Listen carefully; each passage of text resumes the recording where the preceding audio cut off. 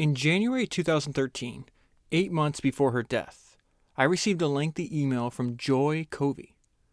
She had been generous with her memories and insights as I crafted the first few chapters of this book and was wondering how my writing was progressing. She was reading the Steve Jobs biography by Walter Isaacson and was thinking about how Bezos' leadership style compared to the late Apple co-founder's famously direct demeanor. When I rediscovered Covey's email after her death, I was struck by its thoughtfulness and eloquence. Here it is, lightly edited for clarity. Hello, Brad. I have been wondering how your writing is coming along. Also, I thought of your project and Jeff while beginning the Jobs biography recently. I found myself thinking about what it takes to accomplish things as big as they both did, when a lot of what you are doing is unconventional. It may very well be that the absolute intensity of drive and focus is essential and incompatible with all of the nice management thought about consensus and gentle demeanor. I think about how effective and quick Jeff was, and how important it was that he didn't slow down too much or modify his ideas to make others feel comfortable. I think about the early days and the level of clarity, vision, potential, and values that Jeff brought. And then I look at Amazon today and reflect on some of those conversations I had with him in the intervening years. It's easy to draw a straight line from the vision he had back then to the Amazon of today. I don't know any other company that has created such a juggernaut that is so consistent with the original ideas of the founder. It's almost like he fired an arrow and then followed that arc. Can we really think of any other company approaching Amazon's size or age that continues to move forward with the boldness, risk-taking, innovation, and the long-term perspective that Amazon shows? Jeff's clarity, intensity of focus, and ability to prioritize is unusual and behind his ability to keep leaping forward versus protecting existing ground. Seeing the future, he put in place the critical DNA that would help the whole company embody his vision. His focus was on very bright, high growth potential and fluid-minded people with the right values as builders. He looked for people that absolutely prioritized customer trust and delight, who at all times were long-term focused and driven to be bold and innovative. All of this was lived and modeled every day by Jeff and the senior team.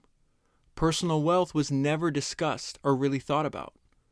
I see companies these days where thoughts of exits are foremost in the minds of top management and board, and it is so clear that this value will infect the decision-making down to the smallest choice by the most junior employee.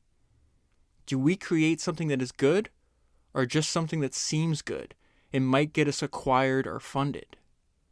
At Amazon, it was always abundantly clear what the goals and values were. And as I reflect on discussions and decisions throughout my time there, it's easy to imagine how different so many small choices might have been otherwise. We talked a lot about whether Jeff was difficult to work with. Yet Jeff attracted people like me, who really needed to work on things they can internalize and adopt as a mission, who had to leave the path they thought they were on, and who poured their hearts and souls and best efforts into building Amazon. We believed in what we were building and felt that our very best was needed to have the hope of accomplishing the enormous potential ahead of us. Jeff's style always read as completely pure, all focused on the best outcomes for Amazon and our customers. As I read the Jobs book, I really had to wonder if that intensity isn't an essential element when so much of what you want to do requires boldness, immediacy, ruthless prioritization, and risk. It seems counterintuitive to everyone who has pursued traditional corporate goals in the past. I even had an insight and question about myself, that maybe I haven't begun to really find my own limits, since I have not, aside from those times of highest stakes and intensity at Amazon, really run free, following my own insights and directions without being too accommodating of others. I think Jeff is one of the most capable and effective founders ever. And I think the Amazon juggernaut is still in its early stages. Cheers, Joy. That is an excerpt from the book that I just reread, which is The Everything Store, Jeff Bezos and the Age of Amazon, and was written by Brad Stone. So I read this book about 2.5 years ago. Originally, it's Founders number 17. And the reason I'm rereading it, well, there's two reasons. One, great books should be reread because the book stays the same, but you change. And I've read, 160-something biographies of entrepreneurs since then. And two, because Brad Stone, the author, is writing a sequel. He's releasing a sequel to this book. It's called Amazon Unbound. It is going to be released next week, I think. So I was like, okay, once I learned that this book was coming out, I was like, I'm going to reread the week before I cover the new Brad Stone book. I need to reread The Everything Store. It's really hard to categorize books. A lot of people email me and ask me, like, give me your top 10, your top 20. What's the most inspiring book? What's the most interesting book? And so on and so forth. And then some people ask me, like, what is the most insightful book, or insightful biography, rather? If I had to choose one, if I was absolutely forced, and obviously there's tons of useful information that we're learning in these books, but if I had to answer what is the single most insightful biography I've ever read, it would be this book. I think this book is absolutely necessary for anybody that wants to improve, whether you're a founder, investor, manager, college student, whatever the case is. You should read the book. It's full of useful insights that you can apply to your work. Before I jump into the rest of the book, I want to go back to that email from Joy, one of the early Amazon employees, to the author, where she's talking about what reading the biography of Steve Jobs, like what impact that's having on her life. And I double underlined what she said, where she's talking about the realizations, which I think is normal. You're reading and learning about the life of somebody else, but really you're reading and learning, you're taking those lessons and thinking about how it applies to yourself. And she said, I even had an insight and question about myself. And that's a simple sentence that has a profound meaning. And that's why I constantly encourage you to read as many of these biographies as you can, because you will have questions and insights about yourself by reading and learning the life stories of others. All right, so let's go to the beginning of the book.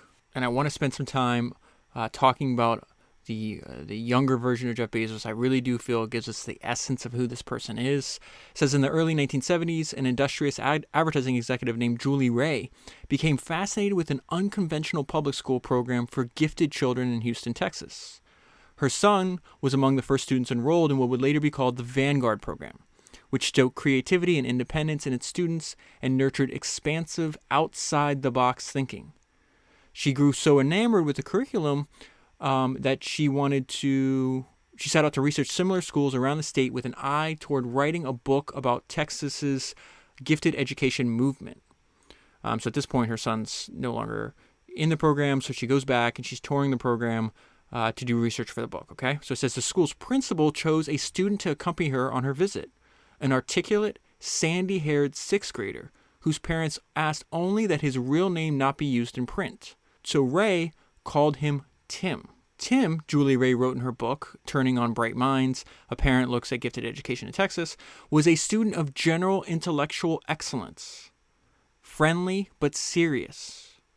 He was not particularly gifted in leadership, according to his teachers, but he moved confidently among his peers and articulately extolled the virtues of the novel he was reading at the time, which is The Hobbit by Tolkien.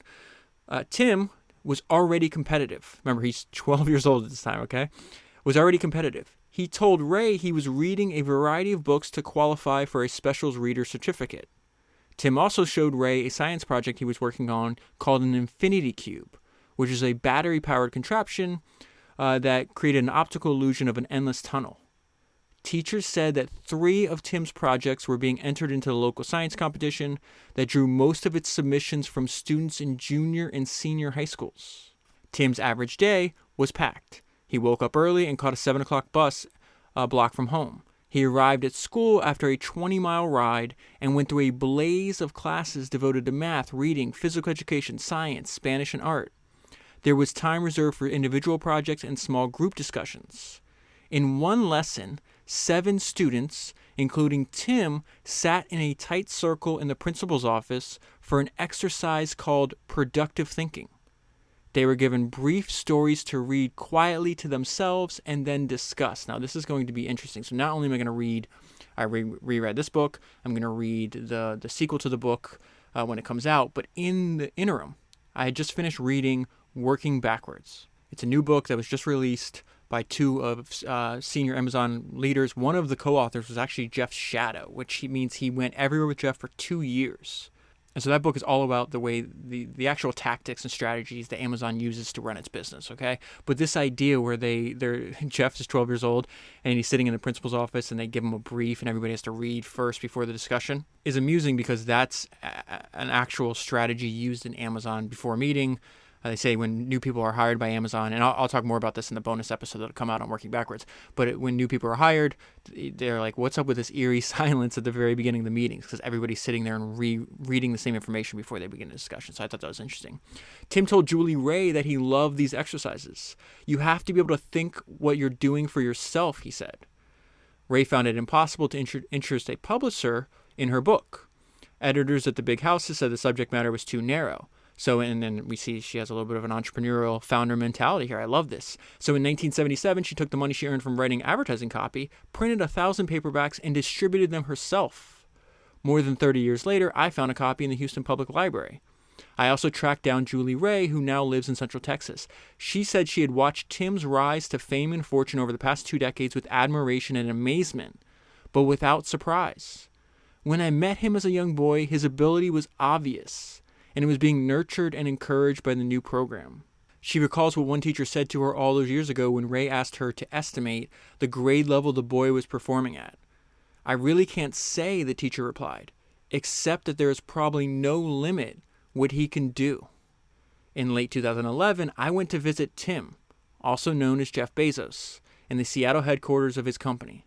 I was there to solicit his cooperation with this book, an attempt to chronicle the extraordinary rise of an innovative, disruptive, and often polarizing technology powerhouse.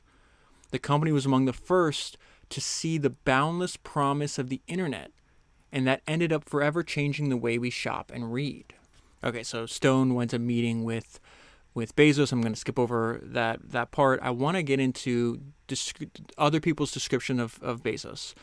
And so this is Eric Schmidt. At the time, he was the chairman of Google, and I found this was very interesting. He says, to me, Amazon is the story of a brilliant founder who personally drove the vision. There are almost no better examples. Perhaps Apple, but people forgot that most people believed Amazon was doomed because it would not scale at a cost structure that would work. It kept piling up losses. It lost hundreds of millions of dollars. But Jeff was very, very smart. He's a classic technical founder of a business who understands every detail and cares about it more than anyone. So this book is a snapshot in time. It was first published in 2014. The reason I think it's so important to read this book, and in general books about early company history, is because you see all the pain that the founder, that the early people in the company had to go through to make the company successful. It's very easy to look at Amazon today and be like, wow, they're huge. They must have always been, they're very smart. They have access to resources. This must have been easy, and it is not. I own both the paperback version and the Kindle version of this.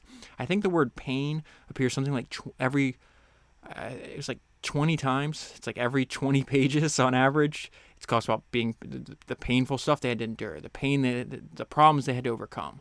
And I think reading about this, reading about the pain, reading about these experiences, these problems, it serves as a great reminder for the rest of us. So it says, Bezos has proved quite indifferent to the opinion of others. He's an avid problem solver, a man who has a chess master's view of the competitive landscape, and he applies the focus of an obsessive compulsive to pleasing customers.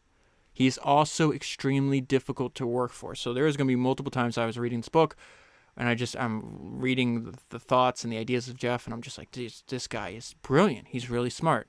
But a big part of the book is, I don't know if I wouldn't work for him. Let's just put it that way. I want to learn from him, but I don't want to be on the side of transaction that where, he can be extremely rude and demanding and borderline violent. And so I don't want to. The purpose of this podcast is not to idolize him. He's a human being, which means he's flawed just like you and I. Yes, he's extremely intelligent, extremely driven, extremely successful. We're going to learn a lot of the great ideas that he discovered, through multiple decades of working at his career.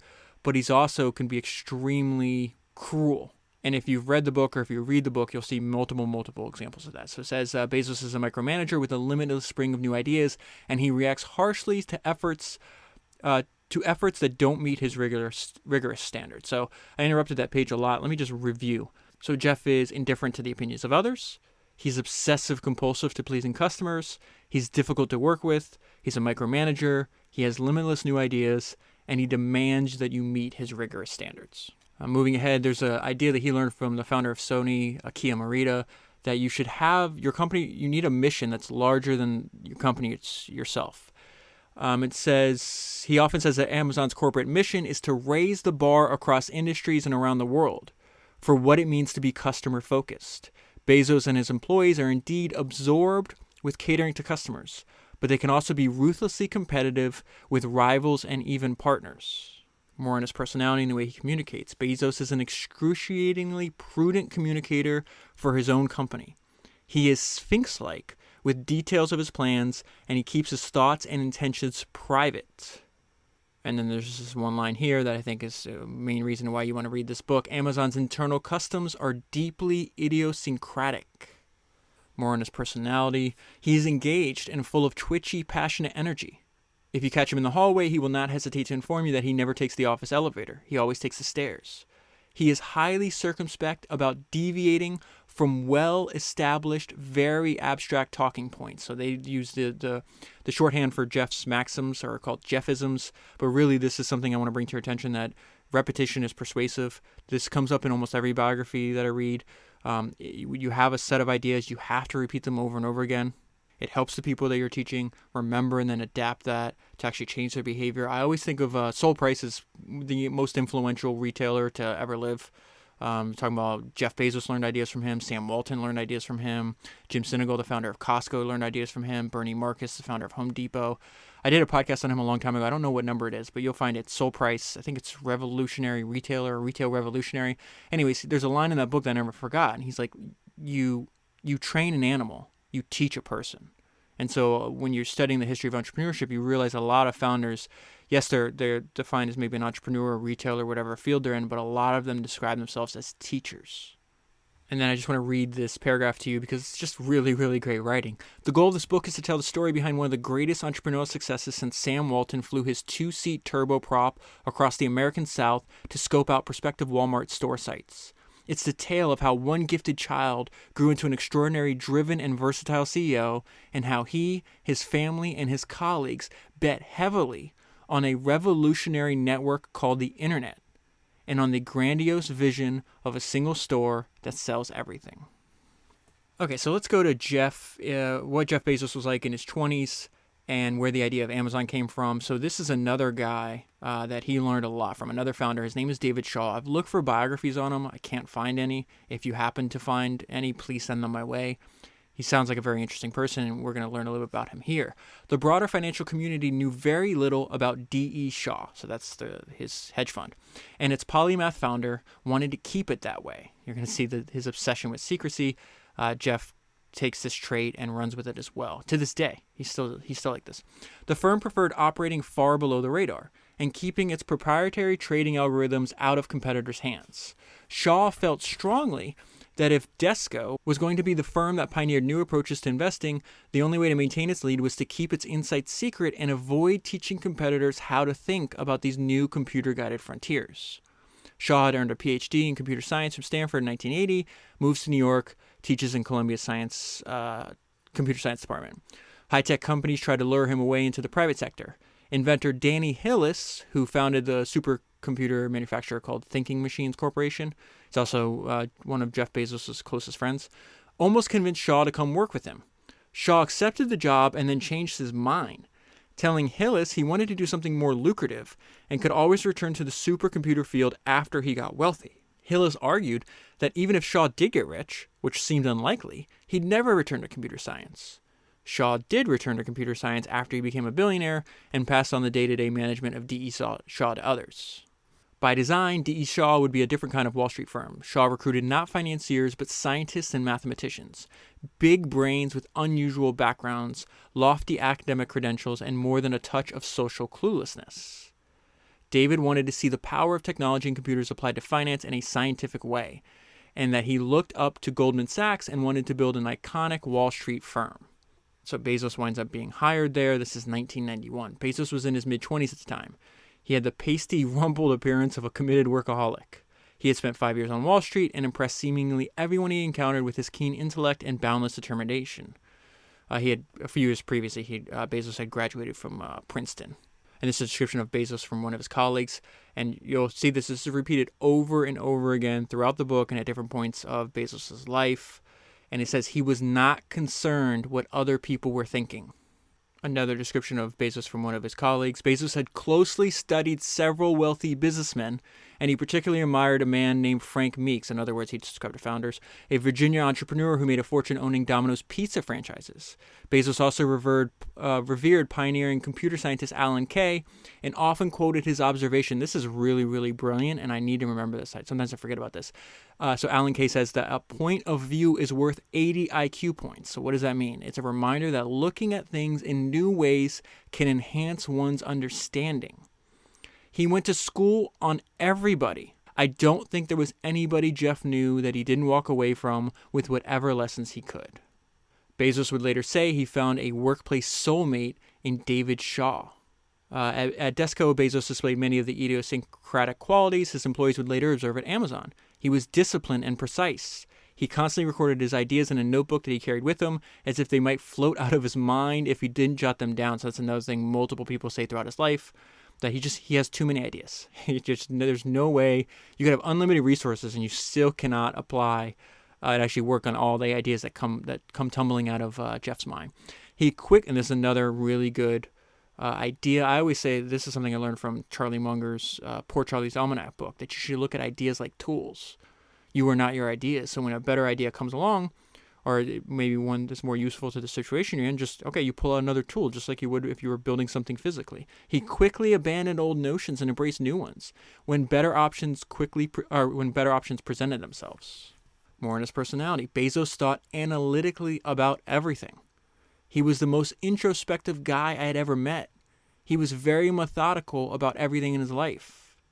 Bezos seemed to love the idea of the nonstop workday. He kept a rolled-up sleeping bag in his office in case he needed to bunk down for the night. Now, this is also another very interesting idea from David Shaw that Bezos will apply later at Amazon. So it's the idea of thinking about what your company actually is as opposed to what people think it is. And let me read this to you, and I'll see how Bezos applies it and how we can apply it to whatever we're doing. While the rest of Wall Street saw D.E. Shaw as a highly secretive hedge fund, the firm viewed itself somewhat differently. In David Shaw's estimation, so in his description of his own company, remember this for later too, the company wasn't really a hedge fund, but a versatile technology laboratory full of innovators and talented engineers who could apply computer science to a variety of different problems. So everybody else on the outside says it's a hedge fund. He's saying we're a technology laboratory full of innovators and talented engineers who apply computer science to different problems. Investing was only the first domain where it would apply its skills. So later on, everybody describes, Amazon's just a bookseller.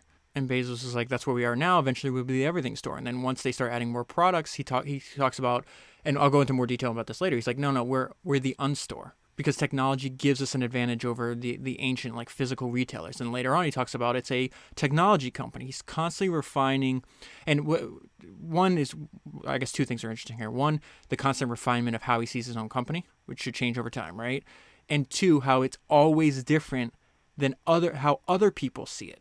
And it's very similar to what D.E. Shaw is saying. It's like, you're just describing me as a hedge fund. We have so much more. We have so much more talent than that. We can do so much more. And not only do they do investments, they wind up starting, like, incubating their own companies. A couple of these spin out and they do IPOs. But the reason this is important is because that's the mindset that leads Jeff to start doing research on what kind of company could you build on top of this fast-growing phenomenon called the internet. So let's go back to this. So in 1994, when the opportunity of the internet began to reveal itself to the few people watching closely, Shaw felt that his company was uniquely positioned to exploit it. And the person he anointed to spearhead the effort was Jeff Bezos. There's a lot more detail in the book on how the different companies that they're going to start around this time and how Shaw thought about it. It's very interesting. Obviously, read that part. Shaw, who used the internet and its predecessor, remember he was a professor, and at the very beginning, the internet was called the ARPANET. So it says he had used that. He was passionate about the commercial and social implications of a single global computer network. At the time, though, it was illegal to use the internet for commercial applications. They actually had to get that law changed, and I think that law was changed somewhere in the 90s. Maybe 94, 92, 96, somewhere in there. Shaw and Bezos would meet for a few hours each week to brainstorm ideas for this coming technological wave. And then Bezos would take those ideas and investigate their feasibility. Shaw and Bezos discussed one of these ideas. They called it the Everything Store. Remember, Bezos is in his 20s at this time. And he starts Amazon when he's 30. Intrigued by Shaw's conviction about the inevitable importance of the internet. So this is, we cannot overstate the importance of influence and ideas, and how one influence or one idea can change the course of your life forever. Jeff dedicated his entire life to building a company on the internet. Shaw is the one that put that conviction in his brain. One set of numbers in a newsletter was startling. So this is some of the research that Jeff's doing at the time.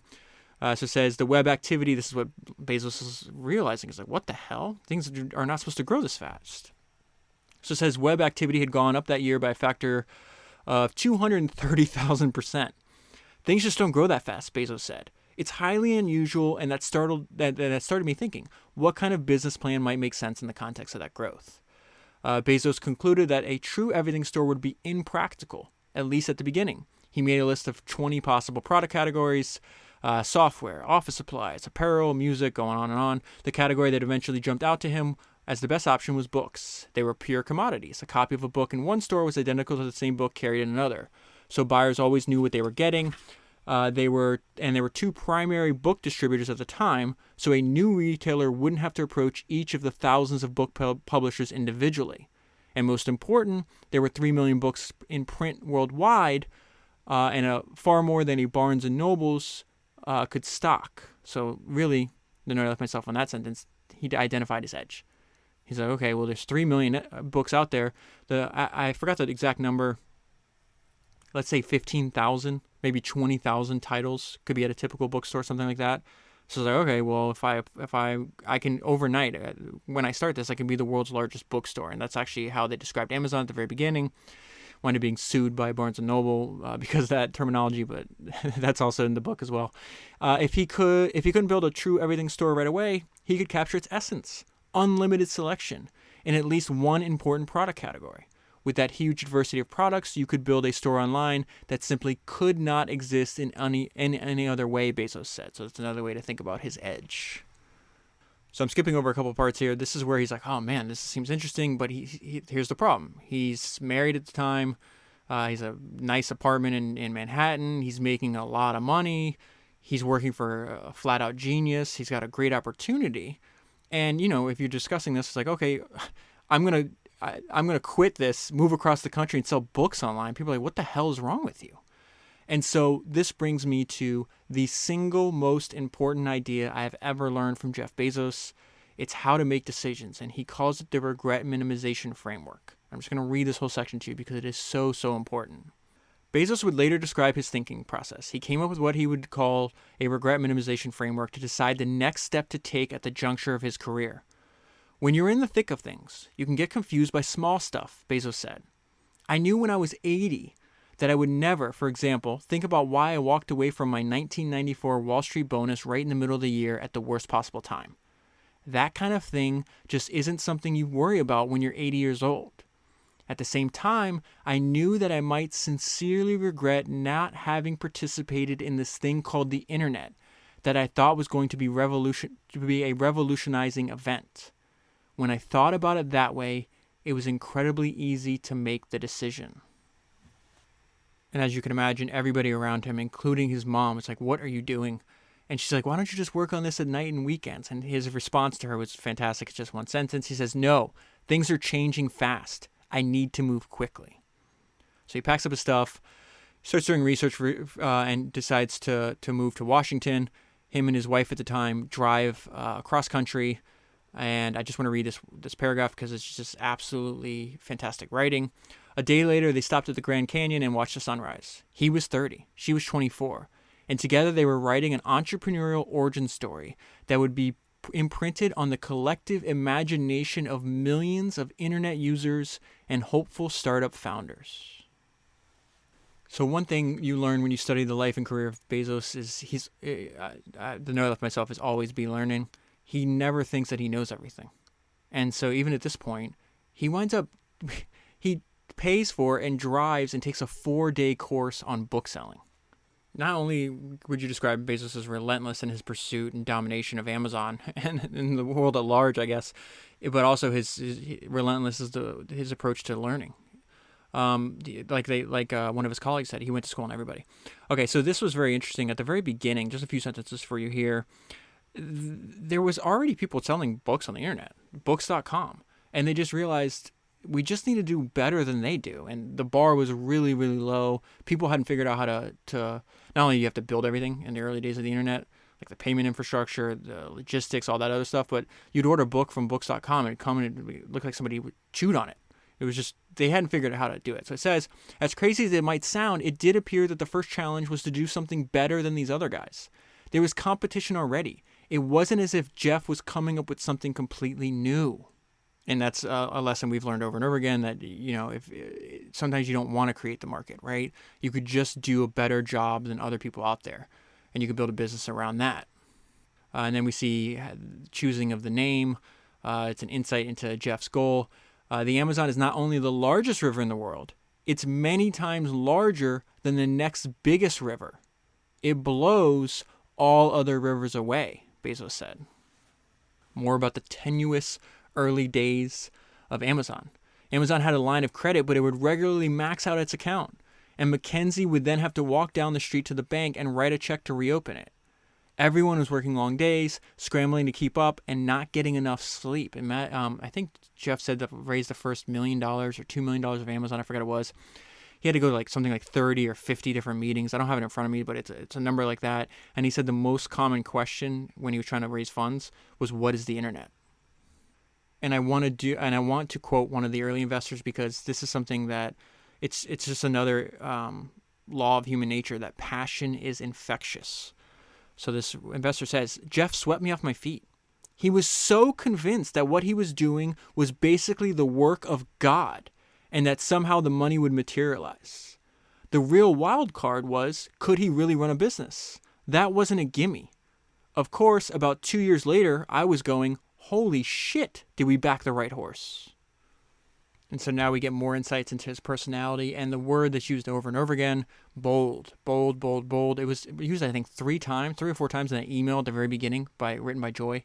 So it's something that anybody at Amazon talks about all the time, and Jeff talks about bold, using the word bold a lot as well. Little by little, he was revealing his true self to his employees. He was unusually confident, more stubborn than they had originally thought, and he strangely and presumptuously assumed that they would all work tirelessly and perform constant heroics. He assumes that because that's his standard default mode, right? When his goals did slip out, they were improbably grandiose. So he's talking to an early employee who likes to kayak, and this is, they barely know how to sell books at this time, and this is a conversation they're having. It's hilarious. Bezos began telling him that he envisioned a day when the site would not only sell books about kayaks, but kayaks themselves, subscriptions to kayak magazines, and reservations for kayaking trips, everything related to the sport. I thought he was a bit crazy. At the time, we had about 40 books in the warehouse. So there's 2 things happening in this next paragraph. One, we see that Jeff has this ethos that everything can be improved, everything is open to change. And 2, that if you don't have that same mindset he does, he's going to run right through you. So there's a guy named Breyer's there. Breyer's tenure at Amazon was short and rocky. Bezos wanted to reinvent everything about marketing, suggesting, for example, that they conduct annual reviews of advertising agencies to make them constantly compete for Amazon's business. Breyer explained that the advertising industry didn't work that way. He lasted about a year. Over the first decade at Amazon, marketing VPs were the equivalent of the doomed drummers in the satirical band Spinal Tap. Bezos plowed through them at a rapid clip, looking for someone with the same low regard for the usual way of doing things that Bezos himself had. So Howard Schultz is the founder of Starbucks. There's a funny meeting about that Bezos had with Schultz. Schultz's Starbucks is a lot more successful at the time than Amazon is. And so they're thinking about doing some kind of deal to give Amazon like a physical presence using Schultz's stores. And I just thought this part was hilarious. Schultz told the pair that Amazon had a big problem and Starbucks could solve it. You have no physical presence. That's going to hold you back. Bezos disagreed. He looked right at Schultz and told him, we're going to take this thing to the moon. So Amazon starts getting some traction. They're getting a lot of press. People are buying books online. And I thought this was really interesting what Jeff said.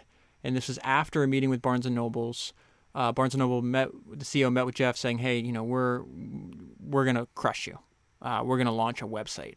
And Jeff really picks up on the edge that smaller companies have. And that's the ability for a smaller company to focus just at a level that a big company can't match. So he says, Jeff was always a big believer that disruptive small companies could triumph. It wasn't the end of the world. We knew we had a challenge. And this is something that he also tells a group of Harvard Business School students. He goes and gives a presentation on Amazon. And afterwards, the class is like this exercise where they're saying, hey, what would you do if you were Jeff?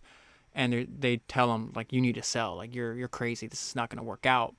And so I'm going to skip over that, but I want to tell you Jeff's response to them. The response to hearing a group of Harvard Business School students saying, hey, you get out now, sell to Barnes & Noble. And he says, you may be right, but I think you might be underestimating the degree to which established brick and mortar businesses or any company that might be used to doing things a certain way will find it hard to be nimble or to focus attention on a new channel. Jeff is a student of history. He knows his business history, and he derived the exact correct insight there.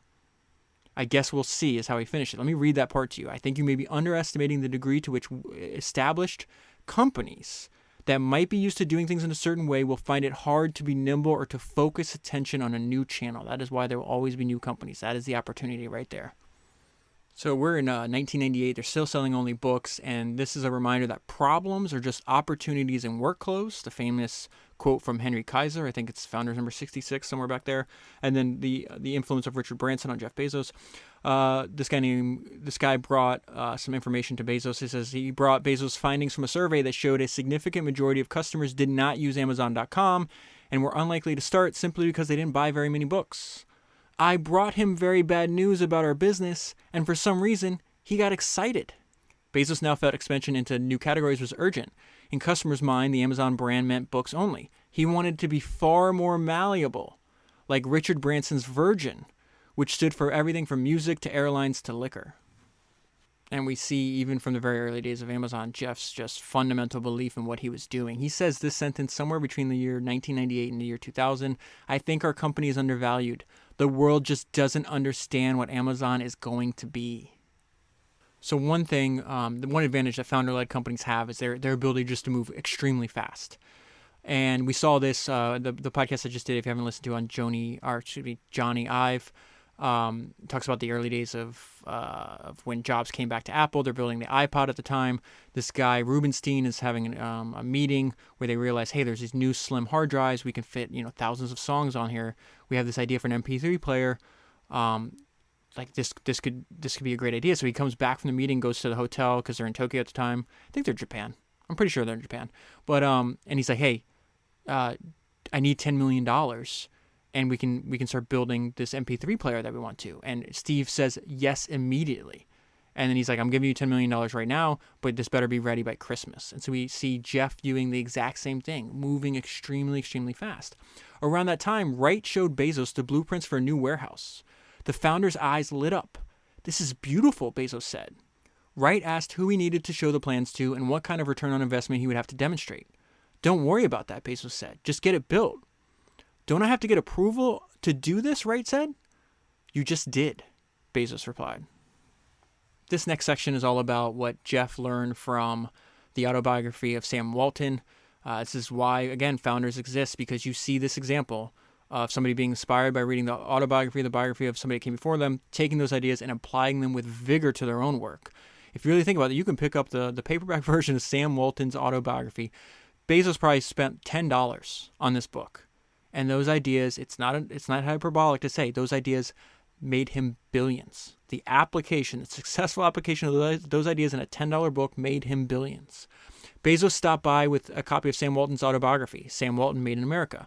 Bezos had imbibed Walton's book thoroughly and wove the Walmart's founder's credo about frugality and bias for action into the cultural fabric of Amazon. He talks about those two ideas over and over and over again. Bezos does, that is. And he learned that from Sam. He had underlined one particular passage in which Walton described borrowing the best ideas of his competitors. So what Bezos did to Walton did to other people like J.C. Penney, Sol Price, every other retailer you could come across. Walton did the exact same thing. Bezos' point was that every company in retail or every company period, stands on the shoulders of the giants that came before it. The book clearly resonated with Amazon's founder. On the last page, a section completed a few weeks before his death, Walton wrote, "Could a Walmart-type story still occur in this day and age? My answer is, of course it could happen again. Somewhere out there right now, there's someone, probably hundreds of thousands of someones, with good enough ideas to go all the way. It will be done again, over and over, providing that someone wants it badly enough to do what it takes to get there. It's all a matter of attitude and the capacity to constantly study and question the management of the business." That is the end of the quote from Sam, picking up this book again. Jeff Bezos embodied the qualities Sam Walton wrote about. So there's a number of examples in the book about how Bezos took the Sam Walton's idea of using a bias for action and tried to incentivize his employees to follow that idea as well. This is one example of that. Looking for a way to reinforce Walton's notion of a bias for action, Bezos instituted the Just Do It Award, an acknowledgement of an employee who did something notable on his own initiative, typically outside his primary job responsibilities. Even if the action turned out to be an egregious mistake, an employee could still earn the prize as long as he or she had taken risks and shown resourcefulness in the process. All right, so moving ahead, Amazon's growing really, really rapidly. This is the first internet bubble, and it's just a reminder that when the actual bubble bursts and everyone doubted Amazon, Jeff was still only in his mid-30s. So it says the deluge of spending and the widening losses had fueled fear among Amazon's management team. A fear that Bezos, still a young and volatile 35-year-old CEO, needed additional help. And after hearing persistent grumbling from the ranks that Bezos didn't listen to his subordinates, the Amazon board initiated one of the biggest misadventures of the company's first decade. The board members asked Bezos to search for a chief operating officer. And so they wind up hiring these other executives. They also bring in this guy named Bill Campbell. So there's a book that a Misfit recommended to me. It's called $1 Trillion Coach. All of it, there'll be an episode on it soon. Because Bill Campbell, not only did he run technology companies, but he was like Steve Jobs' mentor. He winds up coming in. The board drops him in on a secret mission to Amazon. And this is what this section's about. To adjudicate the matter, they turn to a Silicon Valley legend, a former Columbia University football coach named Bill Campbell. Campbell had a reputation for being an astute listener who could parachute into difficult corporate situations and get executives to confront their own shortcomings. Steve Jobs considered him a confidant and got him to join the Apple board when Jobs returned to the helm of the company in 1997. The Amazon board saw Amazon's egregious spending and widening losses and heard from other executives that Bezos was impetuous and controlling. They were naturally worried that the goose who laid the golden egg might be about to crack the egg in half. And so they bring him in. At the time, they deny this. This is why Bill's there. But Bill, many years later, he's given this interview where he says himself that's why he was there. And I'm going to read excerpts from this interview because I think it gives us insight into Jeff. Okay, Jeff Bezos at Amazon. I visited them early to see if they needed a CEO, and I was like, why would you ever replace him? He's out of his mind. He's so brilliant about what he does. Campbell sagely recommended to the board members that they stick with their founder. And so now we've reached the point in the story where Jeff has to save his company. Investors, the general public, and many of the employees fell in love with Bezos. Most observers not only dismissed the company's prospects, but also began to doubt its chances of survival. Amazon stock, which since the IPO had moved primarily in one direction, and that's up, topped out at $107 and would head steadily down over the next 21 months. It was a stunning fall from grace. And this is going to give you a good idea of where we are in the history of Amazon. Senior executives recall meeting privately to write a list of all Bezos' successes and failures on a whiteboard. The latter, the failures, included auctions, Z-shops, the investment in other .coms, and most of Amazon's acquisitions. It was far longer than the first column, which at the time appeared to be limited to books, music, and DVDs. But through it all, Bezos never showed anxiety or appeared to worry about the wild swings in public sentiment. We were all running around the halls with our hair on fire thinking, what are we going to do? But not Jeff. I have never seen anyone so calm in the eye of a storm. Ice water runs to his veins. In the span of the next 2 turbulent years, Bezos redefined Amazon for the rapidly changing times. During this period, he met with 2 retailing legends who would focus his attention on the power of everyday low prices. He would start to think differently about conventional advertising and look for a way to mitigate the costs and inconveniences of shipping products through the mail. This is the most important 2 years in Amazon history, by the way. He would also show what was becoming a characteristic volatility, lashing out at executives who failed to meet his improbably high standards. So that's what I was referencing earlier.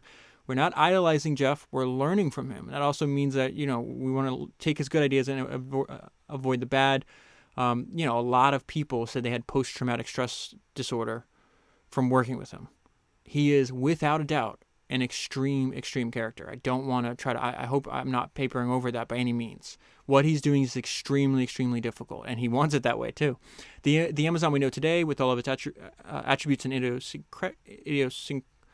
idiosyncrasies, is in many ways a product of the obstacles Jeff and Amazon navigated during the .com crash. So that's another way to say the problems that Bezos and Amazon solved during the .com crash, a response to the widespread lack of faith in the company and its leadership.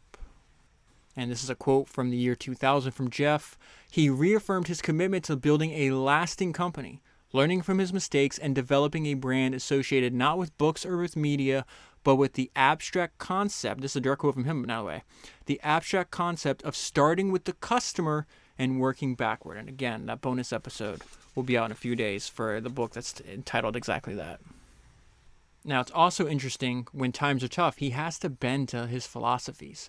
So he's doing a lot of things because they could potentially run out of money and go out of business. He's doing a lot of things that are going to conflict with his long-term goals, right? And sometimes you have to do this. There is no formula for success. You can't just copy in everybody's footsteps, right? You got to figure it out and be adaptable as you encounter problems. So let me read my note here, and then I'll read what spawned these thoughts. Selling bonds at high interest rates, making deals with other companies that were good short-term but conflicted with long-term goals. He was doing anything to survive. So Amazon agreed to run AOL's shopping channel in return for a much-needed $100 million investment. Amazon also signed a deal to carry the inventory of Circuit City, a competing retailer. All of these deals improved Amazon's balance sheet in the short term, but in the long run, they were awkward for all parties. Jeff Bezos does not work well with other companies. There's no working with him. There's working for him. By relying on Amazon, the retailers delayed a necessary education on an important new frontier and ceded the loyalty of their customers to an aggressive upstart. There would also be many problems. So it's talking about lawsuits. I'm skipping over that. Bezos never got completely comfortable with these deals or with the idea of outsourcing his prize goal of limitless selection. Talks about one of the partnerships that he made at this time with Toys R Us is not going to last because they're in conflict with his long-term goals. It says it ultimately factored heavily into the outcome of the partnership several years later, which resulted in dueling lawsuits in federal court. And again, I think the lesson there is, you have long-term goals. Sometimes if you're in a pickle and you're in a bind, you're going to have to do something. You have to optimize for the short term, unfortunately, in some cases. More on Jeff's customer obsession here, that either or, this is a quote from him, that either or mentality, that if you're doing something good for customers, it must be bad for shareholders, is very amateurish. Bezos was obsessed with the customer experience, and anyone who didn't have the same single-minded focus or who felt he wasn't demonstrating a capacity for thinking big bore the brunt of his considerable temper. So let's skip ahead to this point where they talk about during this 2-year period, he has 2 extremely important meetings with older, more experienced retailers that fundamentally change the trajectory of Amazon forever. One is Lee Scott, the CEO of Walmart at the time, and 2 is Jim Sinegal, the founder of Costco. and somebody who's had a huge influence on my own personal thinking as well. So this is, first they're talking about, like, what was, the question I have here on this page is, how much was Sam Walton's autobiography worth to Jeff Bezos? I already referenced that earlier, but it talks about he's sitting down with Lee Scott, founder of, is that his name? Yeah, Lee Scott, the CEO of Walmart. They talked about the company's shared culture and the principles Bezos had taken from Sam Walton's autobiography. Scott also talked about how Walmart viewed, remember, Jeff is 35 years old this time. Scott also talked about how Walmart viewed advertising and pricing as two ends on the same spectrum.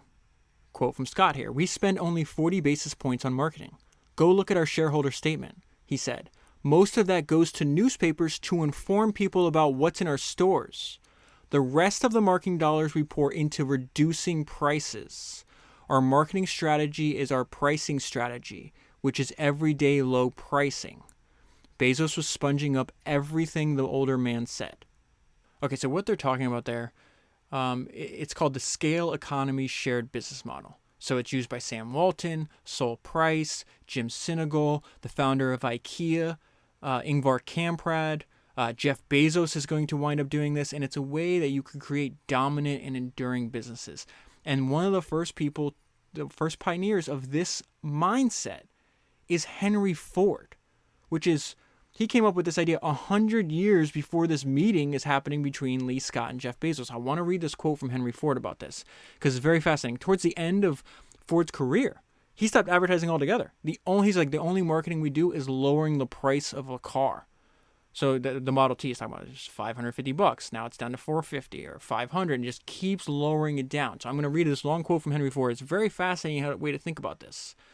And it's, again, if you're a loyal Costco member like I am, it can be summarized by value trumps everything. Now, that's a very simple idea, right? But it's really hard to get your company there, especially when you're selling physical goods. Our policy, now Henry Ford speaking, our policy is to reduce the price, extend the operation, and improve the article. You will notice that the reduction of price comes first. We have never considered any cost as fixed. Therefore, we first reduce the price to the point where we believe more sales will result. This is what Jeff is learning. He's going to learn it from Lee Scott, Sam Walton. He's going to learn it from the meeting that he's going to have, which I'll tell you about in a minute, of Jim Sinegal, okay? We reduce, okay, so then we go ahead and try to make the prices. We do not bother about the cost. The new price forces the costs down. The more usual way is to take the cost and then determine the price. And although that method may be scientific in the narrow sense, it is not scientific in the broad sense. Because what earthly uses it to know the cost if it tells you that you cannot manufacture at a price at which the product can be sold. But more to the point is the fact that although one may calculate what a cost is, and of course all of our costs are carefully calculated, no one knows what a cost ought to be. One of the ways of discovering is to name a price so low as to force everybody in the company to the highest point of efficiency. The low price makes everyone dig for profits. We make more discoveries concerning manufacturing and selling under this forced method than by any other method of investigation. And so now I'm going to skip ahead to where he meets with Jim Sinegal, the founder of Costco. And this is where he takes these two meetings and he goes back and he redoes everything. And he's like, we're going to be committed to low cost because if we can match the cost of our competitors, we're going to win on selection. So that's how we're going to enforce our edge in the marketplace. It's really, really smart. But you got to love him. I just love this guy. I love Jim. It was funny not recently, but like maybe a few years ago, it came out there was like a headline, and I think it was a Wall Street Journal, something like that, where the CEO that took over Costco after Jim retired, there was like a soundbite from an interview or something.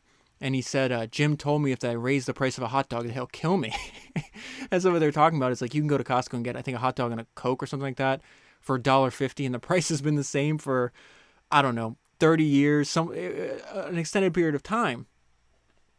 And so new CEO comes in, he's like, we need to increase this price. And Jim's like, I'll kill you. So it says Bezos met Jim Sinegal, the founder of Costco. Sinegal was a casual, plain-speaking Wilford Brimley lookalike. And he had an amiable countenance. that concealed, so he seems nice on the outside, right? But it says that concealed the steely determination of an entrepreneur. Well into retirement age, he showed no interest in slowing down. This is in the early 2000s. The two had plenty in common. For years, Senegal, like Bezos, had battled Wall Street analysts who wanted him to raise Costco's prices on clothing, appliances, and packaged goods. Like Bezos, Senegal had rejected multiple acquisition offers over the years, including one from Sam Walton. Senegal liked to say he didn't have an exit strategy. He was building a company for the long term. Over the next hour, Bezos listened carefully and once again drew key lessons from a more experienced retail veteran. So most of us are not going to have the ability to meet with Jim Senegal or Jeff Bezos, but we can read the books that influence them. So you're really doing the same thing. You're listening carefully and once again drawing key lessons from a more experienced veteran. Senegal explained the Costco model to Bezos. It was all about customer loyalty. Though the selection of products in individual categories is limited, there are copious quantities of everything there. And it's all dirt cheap. Costco buys in bulk and marks up everything at a standard across-the-board 14%, and this is an important part, even when it could charge more. It doesn't. It doesn't advertise at all and earns most of its gross profits from the annual membership fees. The membership fee is a one-time pain, but it's reinforced every time customers walk in and see 47-inch TVs that are $200 less than any place else. So again, most retail, they make money because they buy something, they mark it up, and that's their profit. Costco's like, no, we're going to use our giant company to buy in bulk to give you the best prices. Even when we could charge you more, we're not. And we're going to make all our money in membership fees. And it's a one-time, you can only pay annually. It's a one-time fee, one-time pain. But what happens? The value that we deliver is reinforced every time you walk into our stores. And what happens as a result is, how can they have a company that don't, when he just says he doesn't advertise? Because Costco grows word of mouth. The members love the value they're getting and they tell other people about it. So it says it reinforces the value of the concept, Senegal says. Costco's low prices generated heavy sales volume. And the company then uses that to demand the best possible deal from suppliers. You could fill an arena with the people that don't want to sell to us, Senegal said. But over a period of time, we generate enough business and prove we are good customers and pay our bills and keep our promises. And then they say, what the hell am I not doing business? Why the hell am I not doing business with these guys? I got to be stupid. They're a great form of distribution. My approach has always been that value trumps everything. The reason people are prepared to come to our strange places to shop is that we have value and we deliver on that value constantly. So a decade later, Senegal's looking back on this conversation that he had with Jeff, and he says, I think Jeff looked at it and thought that was something that he could apply to his business as well. Senegal does not regret educating an entrepreneur who would evolve into a ferocious competitor. I've always had the opinion that we have shamelessly stolen any good ideas, Senegal said. Bezos took the lessons he learned during that meeting in 2001 and applied them with a vengeance. That Monday after the meeting, Bezos opened the meeting with his executives by saying he was determined to make a change. Amazon preached low prices, but in some cases its prices were higher than competitors. Like Walmart and Costco, Bezos said, look, he's referencing the two meetings he just had. Amazon should have everyday low prices. The company should look at every other large retailer and match their low prices all the time. If Amazon could stay competitive on price, it could win the day on unlimited selection and on convenience afforded to customers. Bezos had made up his mind that he was no longer going to indulge in financial maneuvering as a way to escape the rather large hole Amazon had dug for itself. Lower prices, talks about the Amazon flywheel. You can Google Amazon flywheel to see a visualization of this paragraph. It's also evolved over time. But this is why low prices is so important. It says lower prices led to more customer visits. More customers increased the volume of sales and then attracted more third-party sellers to the site. That allowed Amazon to get more out of its fixed costs, like the fulfillment centers and the servers needed to run the website. This greater efficiency then enabled it to lower prices further. That's why they call it a flywheel. Feed any part of this flywheel, they reasoned, and it would accelerate the loop. And accelerating the loop accelerates the growth of the company. So we're still in the rough part of the company. This is 2002, I think, 2002, 2003. Very tough time in Amazon's history, yet Jeff maintained the faith. Almost all figured that Amazon's best days were behind it. The company reached incredible levels of attrition in 2002 and 2003, so everybody's quitting on him. The number of employees at that time, other than Jeff, who thought he could turn it around or turn Amazon into an $80 billion company, that was a short list. He just never stopped believing. He never blinked once. Bezos never despaired over the mass exodus. Okay, so moving ahead, there's also some information about Blue Origin in the book. Not as much as we know now.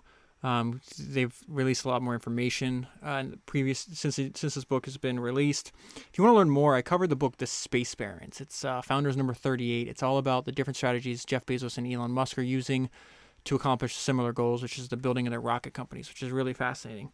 But I just want to grab one sentence. He talks about not only he applies this idea to Blue Origin, but also Amazon. Slow, steady progress can erode any challenge over time. He gave Blue Origin a coat of arms and a Latin motto, which translates to step by step ferociously. The phrase accurately captures Amazon's guiding philosophy as well. Steady progress towards seemingly impossible goals will win the day. Setbacks are temporary, naysayers are best ignored. And that was really interesting because he's already really wealthy at this point. And they're asking him, like, why are you doing all this if you're already filthy rich? Like, just go sit down somewhere. He was asked why he was motivated to accomplish so much, considering that he'd already amassed an exceedingly large fortune. I have realized about myself that I'm very motivated by people counting on me. I like to be counted on. And I can't skip over this part, although I'll talk about it more on the bonus episode on working backwards. This is just one of Jeff's most important ideas, and it's an example at the beginning of the book. It says, listen, Amazon's internal customs are deeply idiosyncratic, which means they think differently than most companies do. And so that's why it's where a lot of the value comes from, right? So he talks about, they're having this meeting. They're like, let's communicate more, and we'll use an app or different software systems, and that way we can collaborate. And he's like, no. And so he gets up, says, then Jeff Bezos, his face red and the blood vessel in his forehead pulsing, spoke up. So he's clearly agitated, right? He believes in what he's about to say here. I understand what you're saying, but you're completely wrong. Communication is a sign of dysfunction. It means people aren't working together in a close, organic way. We should be trying to figure out a way for teams to communicate less with one another, not more. At that meeting and in public speeches afterward, Bezos vowed to run Amazon with an emphasis on decentralization and independent decision-making. A hierarchy isn't responsive enough to change, he said. Bezos' counterintuitive point was that coordination among employees wasted time, and that the people closest to problems were usually in the best position to solve them. The companies that embraced this philosophy were in part drawing lessons from theories about the lean and agile software development, and a lot of Bezos' ideas come from books. So there's this book called The Mythical Man Month. And the guy that wrote it, Frederick Brooks, argued that adding manpower to complex projects actually delayed progress. One reason was that the time and money spent on communication increased in proportion to the number of people on a project. Bezos and other startup founders were reacting to lessons from previous technology giants. Microsoft took a top-down management approach with layers of middle managers, a system that ended up slowing decisions and stifling innovation. And so as a result, Amazon's taking a look at Microsoft, the way they do things, and it says Amazon saw a neon sign warning them exactly what to avoid. And you can summarize this with autonomous working units are good, things to manage working units are bad. And so that's also another good idea. Jeff he actually took an idea from Bill Gates that was really smart. Bill has these, when he was running Microsoft, he probably still doesn't, but how it applies to building a company, when he takes a week or two off, I think it might be a week, goes to like a remote location and just reads and thinks. That's all he does for the whole week, then comes back with new ideas. Jeff does the exact same thing. I think it's a great idea if you can, maybe they usually do it like right after the holidays, take a week off, grab a bunch of books, grab a bunch of biographies, read and think, and then start the new year and actually apply those ideas. I think you'll get a return on investment a return on the time investment and time invested. Quick paragraph here, summary of this. This is a really unique idea. Maximize the efficiency of your biggest bottlenecks. So where in your career, in your business, in your life, where you constrain the most, like what section of your life is impeding your progress? Think of that. So it says this guy subscribed to the principles laid out in another book about constraints. Its Constraints in Manufacturing is written by, I don't know how to pronounce it. Goldratt is his last name. It's called The Goal. It was published in 1984. The book, cloaked in the guise of an entertaining novel, instructs manufacturers to focus on maximizing the efficiency of their biggest bottleneck. This is a description of Jeff Bezos. He's a warlord with decapitated heads. This is a really interesting, kind of humorous story. Jeff Bezos constantly looked for defects, flaws in the company's systems, or in their culture. One day he walked into an Amazon conference room and was taken aback. Mounted on the wall were newly installed televisions meant for video presentations to employees. Bezos was not pleased. How can anything good be communicated this way, he complained.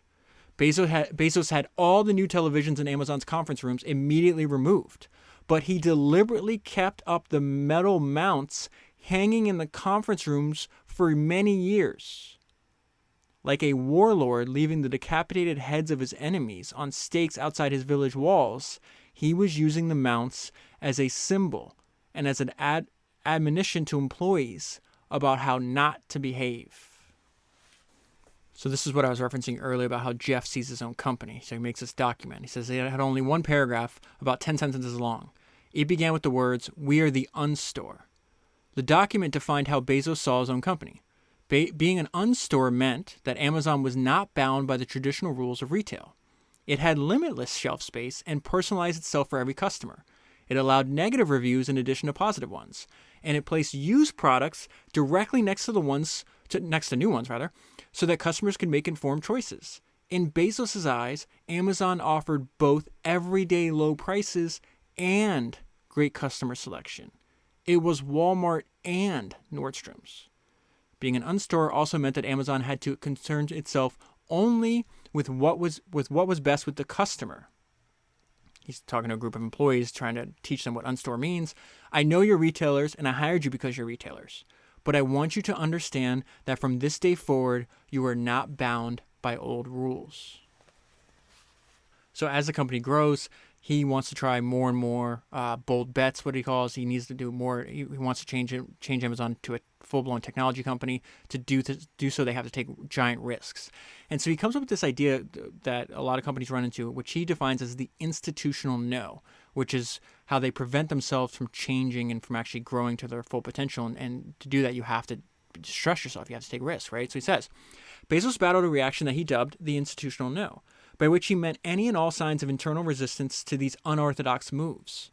Even strong companies, he said, tended to reflexively push back against moves in unusual directions. So that's true for companies, also true for people. At quarterly board meetings, he asked each director to share an example of the institutional no from his or her own past. Bezos was preparing his overseers to approve what would be a series of improbable, expensive, and risky bets. He simply refused to accept Amazon's fate as an unexciting and marginally profitable online retailer. The only way out of this predicament, he said repeatedly, is to invent our way out. So now we're deep into where they're morphing into a technology company. This is about his impossibly high standards and the beginning of AWS, which has become a giant, maybe the most profitable part of Amazon. I'm pretty sure it's the most profitable part of Amazon. So it says, I always handled Jeff's outbursts pretty well. But to be honest about it, he had a right to be angry. We were stifling the flow of creativity.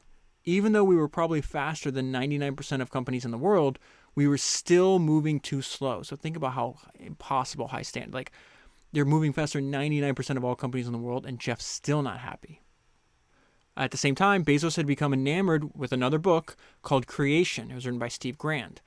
Grand was the developer of a 1990 videos game called Creatures that allowed players to guide and nurture seemingly intelligent organisms.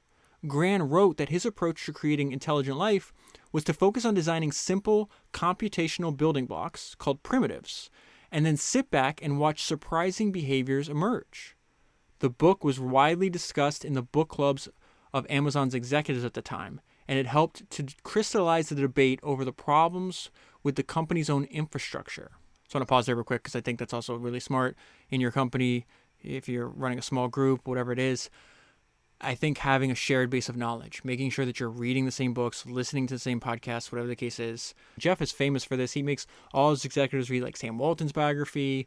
They have to read Taleb's Black Swan book. There's a bunch of other books you can find. I think there's like 14 of them last time I checked. I forgot what it was, but this is just really smart. Have a shared base of knowledge. Doesn't matter how you're ingesting it. It could be videos, documentaries, podcasts, books, whatever. Have a shared base of knowledge. It's extremely important, and we see this book help them build AWS.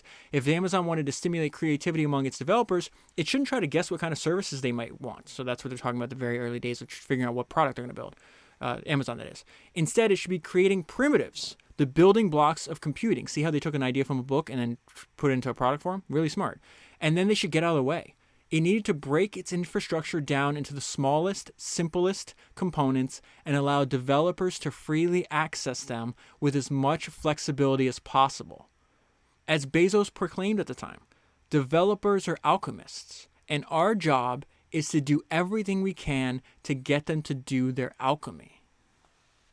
More on his impossibly high standards. We're still around building AWS. This guy named Atlas, they're having a meeting with Bezos. Atlas said that while working on the S3 project, he frequently had difficulty grasping just how big Bezos was thinking. He had this vision of literally tens of thousands of cheap $200 machines, and it had to be able to expand forever. This is a crazy... This quote some people find so crazy they put it on somebody printed it out on a t-shirt and sells them. Bezos told him, "This has to scale to infinity with no planned downtime. Infinity." During one meeting, Atlas blundered by suggesting they could figure out how to keep up with the unexpected growth after the service launched. This triggered Bezos. He leaned forward to me and said, "Why are you wasting my life?" And he went on a tirade about Keystone Cops. That was real anger. I wasn't keeping up with him. There were a number of times like that. He was so far ahead of us. Okay, so this is how Bezos reads, and then the iPod. I'm only going to read a few sentences of this because I go into more depth about this meeting that Steve Jobs and Bezos have in 2003 and how that meeting helped launch the Kindle, like what Bezos learned from Steve Jobs. He essentially said, hey, what Steve's doing to digital music, we should do to ebooks. And so it says Bezos didn't just love books. He fully imbibed them, methodically processing each detail. Stuart Brand, the author, recalls being startled when Bezos showed him his personal copy of his 1995 book, which is How Buildings Learn, and each page was filled with Bezos' carefully scribbled notes. Just know that that's what I do for this podcast. The sales of books, music, and movies accounted for over 70% of Amazon's annual revenues this year. If those formats were inevitably transitioning to digital, as Apple's accomplishments seem to demonstrate, then Amazon had to move quickly to protect itself. So he's like, oh shit, look what Jobs just did. He goes from not selling music to being the number one seller of music in the world with the combination of iPod and iTunes, right? So what happened, and 70% of our revenue at this time is physical goods. Like, I need to make this transition. I need to go fast. And this is where they switch to AWS. They do fulfillment by Amazon. They do the Kindle. And they just start rolling down. And now this is where they're really transforming into the company that we know today, okay? We fear that there would be another kind of device from Apple or someone else that would go after our core business, they said. I think the thing that blindsided Jeff and helped with the Kindle was the iPod, which overturned the music business much faster than he thought. And so they said, hey, it's far better to cannibalize yourself than to have someone else to do it. A famous quote from Bezos is that anything worth doing is not supposed to be easy. He says, we're building something we can tell our grandkids about, something we're going to be proud of. These things are not meant to be easy. And that's why I talk about, I looked up after I finished reading the paperback again, the word pain appearing over and over again. And this result of that, Scott Devitt was an analyst for an investment bank. He spotted the shifts in Amazon earlier than most, and they upgraded the stock from a hold to a buy in January 2007. So this has been years of hell that Bezos has had to endure. Save the company, transition. Now he's in multiple different product fields. It's just crazy. Oh, I really hope you read this book. It's fantastic. He changed his rating on the same day as a Merrill Lynch advisor offered a far more conventional analysis that Amazon's margins were hopeless and that it could not make any money. I was laughed out of portfolio managers' offices, Devitt said. People were ripping apart every component of my investment thesis. At that point, they thought Amazon was some non-profit scam. Inside Amazon, the pain endured, there's that word again, the pain endured over the previous 7 years were paying off. Interesting enough, I'm pretty sure from that time, if you go back and look, the stock's up something like, I forgot, it's an insane number. It's not an exact number. It's like 7,000% when Merrill Lynch is laughing at this guy. More about his personality, I think, just something that we should adopt as well. Everything is open to discussion. Jeff is not tethered by conventional thinking. What is amazing to me is that he's bound only by the laws of physics. He can't change those. Everything else he views as open to discussion. Another advantage the small companies have to embrace is that you have to outthink your competition. You cannot resource them. At this point, Amazon's a giant company. They want to compete with Zappos. This is before they buy Zappos for almost $1 billion, or I guess a little over $1 billion because they use stock. But so they start their own shoe company, and they're just getting their ass kicked by a smaller company. And it says that year, Bezos learned that Zappos was advertising on the bottoms of the plastic bins at airport security checkpoints. They are outthinking us, he snapped at a meeting. That is a genius move by Zappos, right? Because everybody has to take off their shoes when you're going through security, at least you do in the United States, and you're putting your shoes in now a plastic bin, and as you put in your shoes, there's an ad for Zappos. That is really, really smart. So again, small companies can be smarter. So one thing that pops up over and over again in these biographies, if you study the history of entrepreneurship, you're going to have entrepreneurs tell you from the past, tell you over and over again that you need to maintain control.